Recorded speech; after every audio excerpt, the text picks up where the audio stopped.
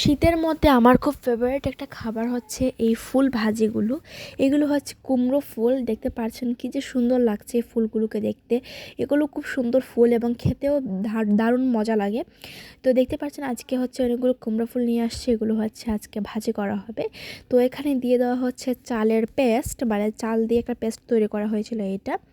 আর আমি হচ্ছে বারবার ফুলগুলোকেই দেখতেছিলাম, আমার কাছে এত সুন্দর লাগতেছিল ফুলগুলো, একদম হলুদ টকটকে ছিল। তো এখানে দিয়ে দিল একটু পরিমাণের পেঁয়াজ বাটা, চাল বাটা আর পেঁয়াজ বাটা। তারপর হচ্ছে এখানে গুঁড়া মশলাগুলো আস্তে আস্তে অ্যাড করবে। তো এখানে দিয়ে দিচ্ছি হলুদ গুঁড়া। তো হলুদ গুঁড়োটা দিতে হয় যেন সুন্দর কালার আসে তার জন্য। এমনিতেও ফুলটা বেশ হলুদ, কিন্তু কটনের কালার সুন্দরের জন্য হলুদটা দিতে হয়। তারপর হচ্ছে এখানে দিয়ে দিল একটু পরিমাণের জিরা গুঁড়া। তারপর হচ্ছে এখানে দিয়ে দিব মরিচ গুঁড়া, যেন একটু ঝাল ঝাল হয় এই ফুল ভাজিটা, বা এটা একটু ঝাল ঝাল হলে মজা লাগে। তো এখন হচ্ছে দিয়ে দিচ্ছে বেসন। বেসনটা আপনারা দেওয়ার ট্রাই করবেন, বেসনটা দিলে হচ্ছে একটা সুন্দর কঠিন হয়। তো এর জন্যই মূলত বেসনটা দেওয়া হয়। তো ওই যে দেখতে পাচ্ছেন বেসনটা দিয়ে দিচ্ছি।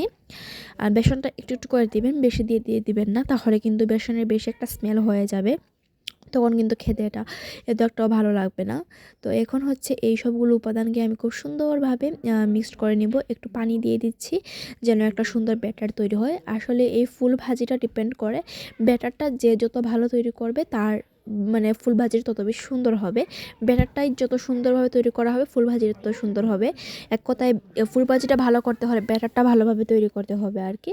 তো এইভাবে আস্তে আস্তে সুন্দরভাবে ব্যাটারটা তৈরি করে নিতে হবে। একদম লাম্পস থাকলে এগুলোকে একদম ভেঙে ফেলতে হবে, খুব স্মুথ একটা পেস্টের মতো তৈরি করতে হবে আর কি। তো আমার একটু মনে হচ্ছিল যে ঘন হয়ে গিয়েছে, তাই একটু পানি দিয়ে পাতলা করে নিচ্ছি, দেখতেই পারছেন। তো এই যে দেখতে পাচ্ছেন এখন ফুলগুলোকে একটার পেছনে একটা লাগিয়ে দুইটা করে আর কি, একটা ফুলকে দুইটা করে এভাবে সুন্দরভাবে ফুলটাকে ভাজি করে নেওয়া হচ্ছে, মানে দুইটা দিয়ে একটা ফুল ভাজি করা হবে আর কি, দুইটা ফুল দিয়ে একটা ভাজি করা হবে। তো একটা প্যানে তেল দিয়ে দিয়েছে, তারপর গরম হওয়ার পর এই ভাজিগুলো দিয়ে দিচ্ছে। আর এগুলো হচ্ছে গরম গরম ভাতের সাথে খেতে ভীষণ মজা লাগে, আপনারা বাসায় একবার হলেও ট্রাই করে দেখবেন।